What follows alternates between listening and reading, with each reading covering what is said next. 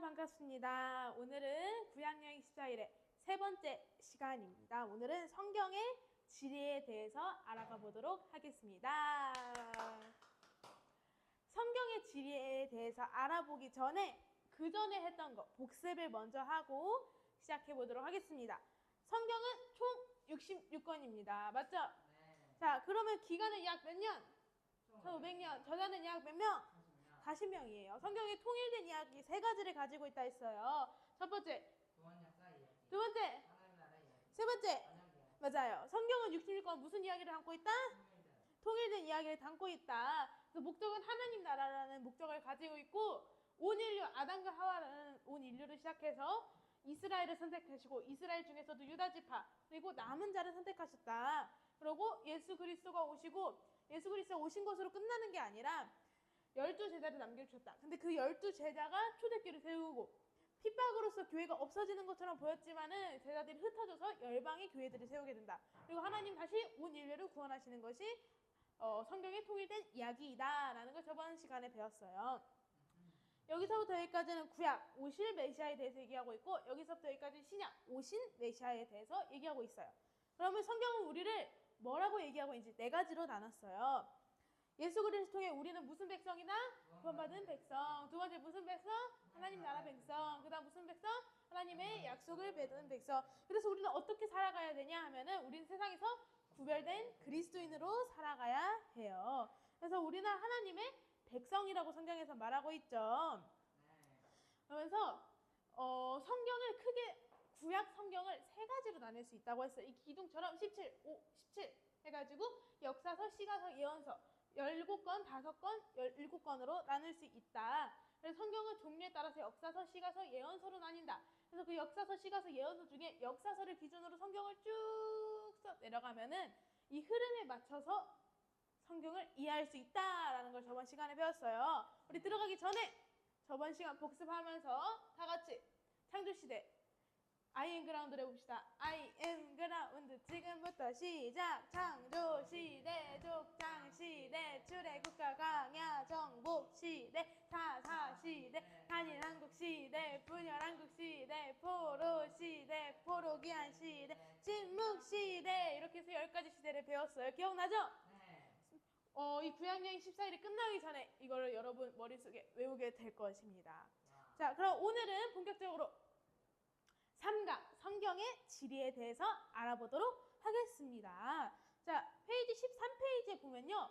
성경의 지리와 기후를 왜 배워야 할까요? 라는 질문이 있어요. 그 질문에 대한 한번 답을 적어볼까요? 네, 적었죠. 네. 성경의 지리와 기후를 왜 배워야 되는지에 대해서 저의 옛날 이야기를 하나 해줄게요. 혹시 성경책 맨 뒤에 보면은 지도가 있는 거 알아요? 네. 그 지도를 보면서 이스라엘의 그런 행적들을 보고 아브라함의 그런 행적들을 보면요. 희한하게 이렇게 가면 될 거를 굳이 왜 이렇게 돌아가지나 생각을 했어요.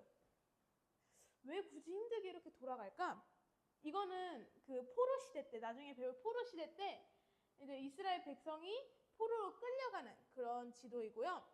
이거는요 아브라함, 이삭, 야곱의 이동 경로를 표시해 놓은 지도예요. 왜 굳이 이렇게 안 갈까? 왜 굳이 쉬운 길을 놔두고 굳이 멀리 돌아갈까라는 생각을 했어요. 근데 하나 알게 된 게 있어요. 여기가 사막이더라고요. 구글 지도를 가지고 왔어요. 이렇게 생겼더라고요. 여기가 어디냐면요. 여기가 여기예요. 광야. 딱 이렇게 한가운데 치는 여기. 광야예요. 이렇게 생겼어요. 아무것도 없어요. 진짜 아무것도 없어요. 우리 보통 구글 지도를 보면요. 이렇게 길에 따라서 앞으로 갈 수 있게 돼 있는데 얘는 포인트로 돼 있어요. 이런 식으로 해서 여기는 진짜 아무것도 없는 광야인 거예요. 그래서 성경을 알 때 이 사람들 여기가 광야이기 때문에 이렇게 돌아갔구나. 왜 아브라함이 여기서 살았다가 떠날 때 왜 그렇게 쉬운 결정을 한 게 아니었다라고 목사님들이 얘기한지 알겠구나라는 거를 성경의 지리를 알 때 바르게 알 수 있습니다. 그럼 위에 여기 문단을 다 같이 읽지 않고 윤경이가 읽어주면 좋겠습니다. 성경은 그리스, 로마 신화와 같은 신화나 영웅들의 전설을 적어놓은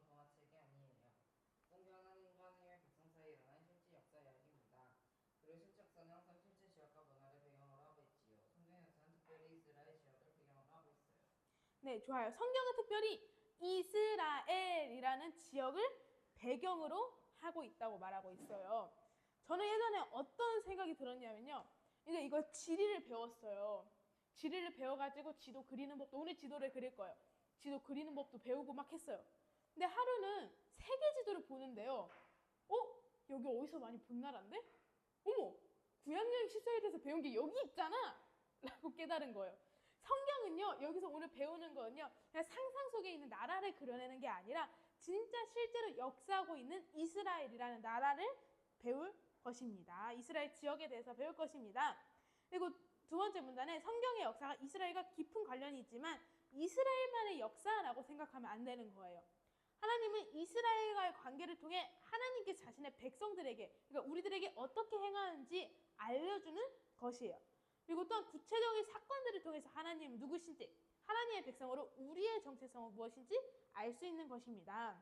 그래서 성경은 실제 역사이고 실제 역사적인 장소에서 일어난 일이기 때문에 지리와 기후를 배우는 것이 성경을 더 잘 이해할 수 있게 됩니다. 우리 밑에 빈칸 한번 채워봅시다. 성경의 지리와 기후를 배우는 이유. 첫 번째, 성경은 신화가 아니라 역사적인 사실입니다. 두 번째, 하나님은 역사를 주관하시고 그냥 멀리서만 이렇게 팔짱 끼고 보고 계시는 분이 아니라 주관하시고 개입하시는 분이십니다. 마지막으로 성경을 보는 눈을 열어줍니다. 저희 예시와 같이 왜 이렇게 가지 않는 걸까? 왜 이렇게 돌아가는지에 대해서 알게 되고, 이래서 하나님께서 이런 말씀을 하셨구나 라는 거를 알게 되는 거예요. 우리 그 다음 페이지를 한번 넘겨봅시다.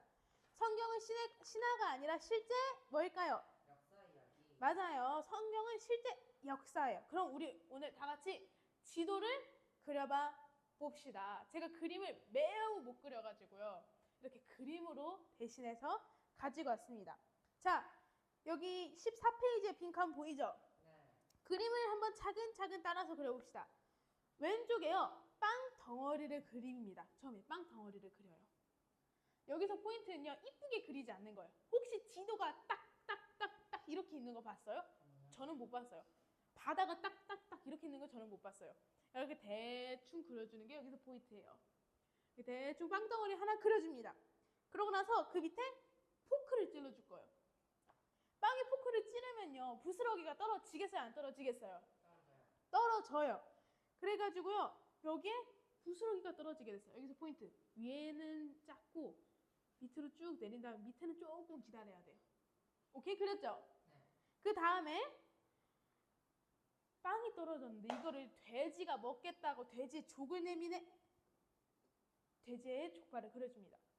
저기 옆에서 뱀이 나도 먹겠다고 뱀 머리를 그려주고 혀를 낼름. 이쪽으로 내밀어야 되는데 어문 쪽으로 내밀어 버렸어요.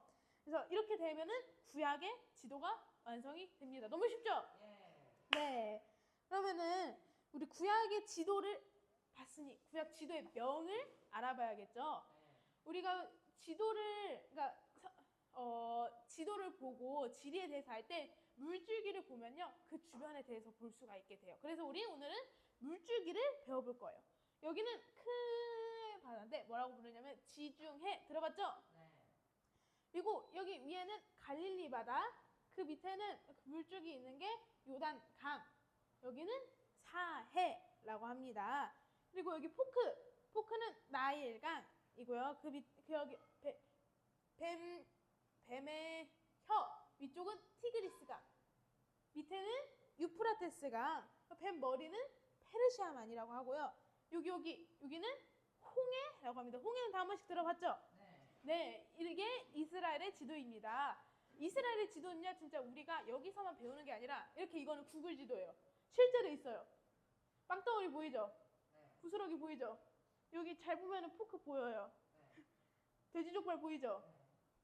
그 머리 보이죠? 네. 이렇게 강 하나, 두 개 있는 거 보이죠? 네. 진짜 있는 것입니다.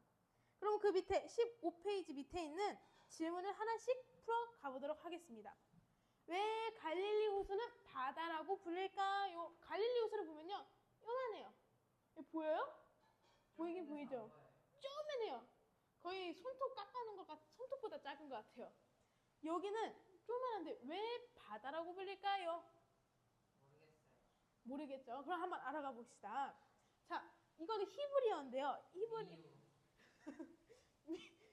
미유가 아니라요. 이거는 히브리어로 얌이라는 거예요. 얌. 히브리어는요, 다른 물을 담은 걸 표현할 수가 없어요. 이 사람들이 물이 조금 많다 그럼 다 얌이라고 해버려요. 그릇에 물 담아도 양이에요. 네. 그래가지고 혹시 제사장들이 제사를 드리고 나서 손을 씻는 물두멍이라고 있단 말이에요. 그것도 얌이라고 불러요. 그것도 바다라고 불러요. 이스라엘에서 그것도 얌이에요. 그게 바다예요. 그래서 그냥 물이 많은 곳이면 바다라고 불러요. 사실 여기 서 있잖아요. 끝에가 보여요. 이게 갈릴리 호수예요. 요만해요. 여기서 저기까지 보여요. 그런 데를 바다라고 부릅니다. 왜냐하면 얌이라고 밖에 표현을 할 수가 없어서요. 자, 그럼 두 번째 질문. 성경에서 사해는 무엇이라고 불릴까요? 우리 창세기 14장 3절 다 같이 읽어봅시다. 시작. 이들이 다시 띈 골짜기 곧 지금의 염해에 모였더라. 뭐라고 하고 있어요? 염해. 염해라고 하고 있어요. 소금이 많은 바다. 그래서 염해라고 하고 있고요. 자, 신명기 3장 17절 다 같이 읽어봅시다. 시작.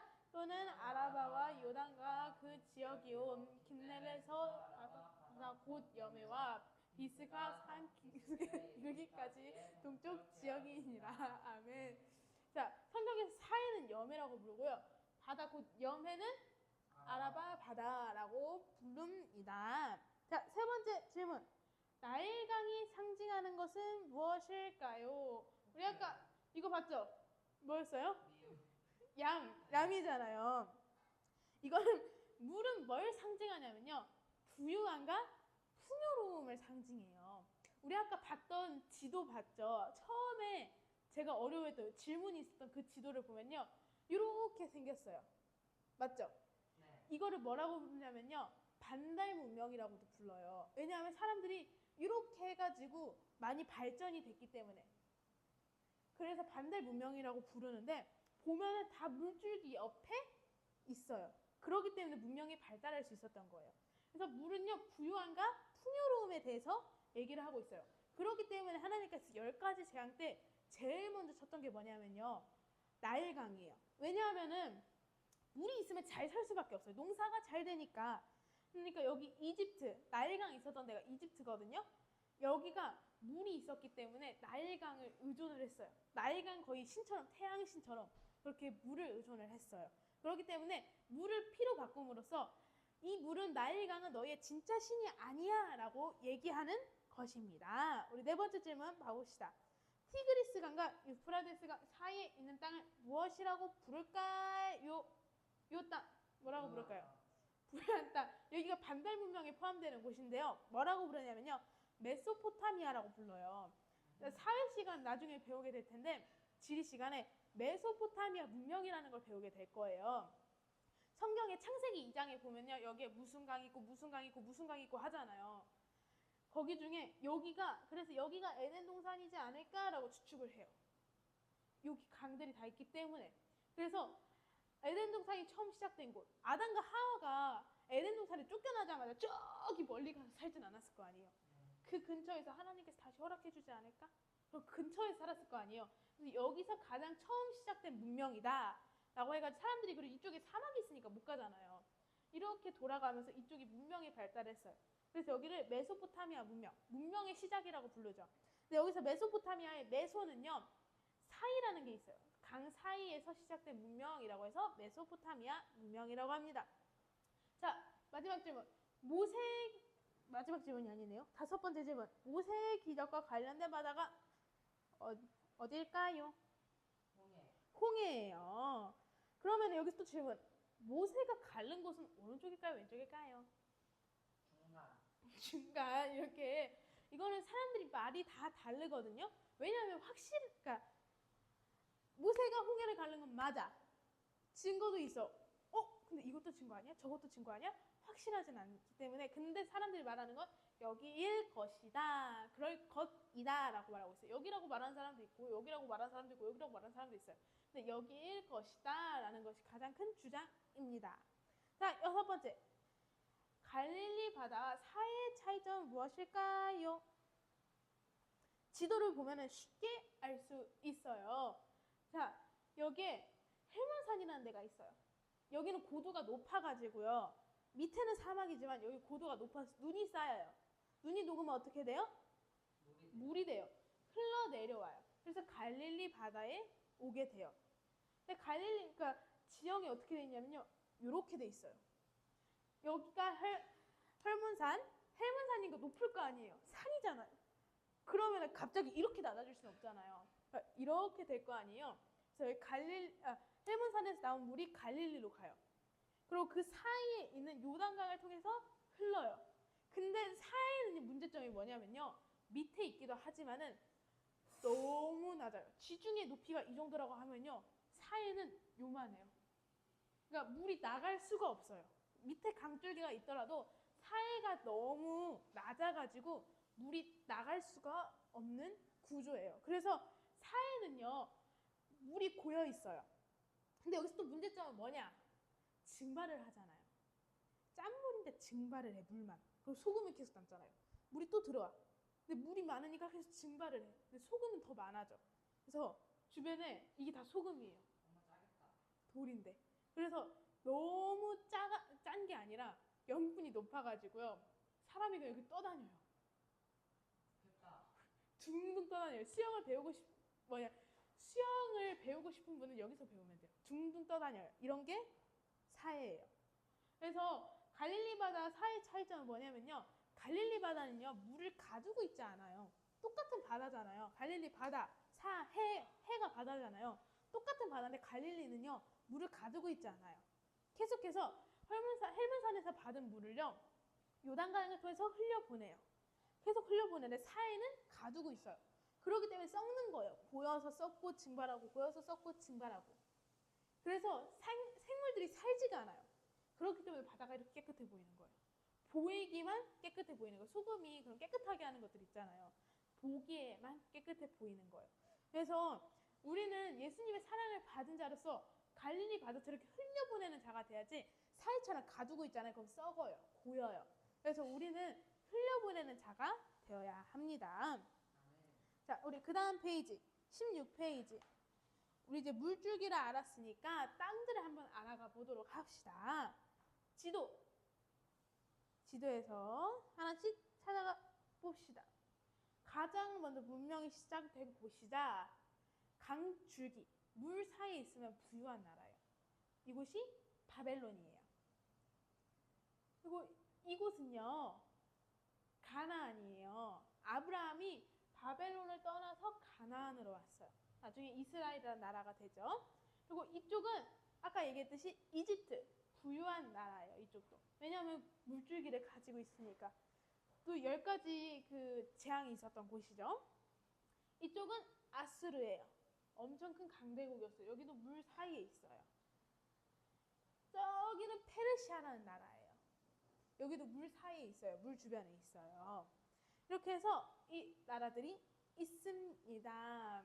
자, 바벨론은요 엄청 부유한 나라였어요. 강대국이었어요. 아수르도 만만치 않아요. 이집트도 만만치 않아요. 페르시아도 만만치 않아요. 그럼 그 사이에 껴있는 가나안은 요만해요. 땅이 요만해. 진짜 하나님의 도우심으로만 하나님만 의지하고 살 수 있는 곳이 이곳입니다. 그리고 우리 밑에 하나씩 봅시다. 질문들을. 첫 번째, 아브라함 고향 갈대아 우르는 어디 있었을까요? 바벨론? 맞아요. 아까 얘기했듯이 바벨론에 있었어요. 바벨론은 되게 잘 사는 나라였어요. 근데 하나님이 떠나서 가라고 했어요. 일단 이번 질문 봅시다. 하나님이 아브라함에게 고향을 떠나 가라고 하신 후에 이스라엘 땅이 된 곳은 어디일까요? 가나안? 맞아요. 가나안이요. 바벨론은 엄청 잘 사는 데였어요. 지금으로 생각하면요. 갑자기 미국의 뉴욕에 있다가 뉴욕의 진짜 좋은 건물의 꼭대기층에 살고 있었어요. 근데 갑자기 하나님이 저기 필리핀에 다공포라는 마을이 있거든? 거기 가서 살아. 도 아니에요. 내가 가라는 땅으로 가. 어딘지 모르겠지만은 가라는 땅으로 가. 그렇게 말씀하신 거예요. 나는 분명히 저 높은 층에서 부유하게 떵떵거리고 잘 살고 있는데 갑자기 하나님께서 떠나래요. 근데 아브라함은 그렇게 떠난 거예요. 그래서 아브라함이 가나안 땅에 와서 후에는 이스라엘 땅이 된 곳이죠. 마지막 바벨론과 아수르와 페르시아는 이스라엘과 어떤 관련이 있을까요?에 대해서는 하나씩 설명을 해줄게요. 우리 시대 10가지 시대 중에 포로 시대 있었던 거 기억나요? 포로 시대 전에 분열왕국 시대가 있어요. 이스라엘이 두 개로 분열이 돼요. 그래서 북이스라엘과 남유다, 대한민국처럼 이렇게 나뉘게 돼요.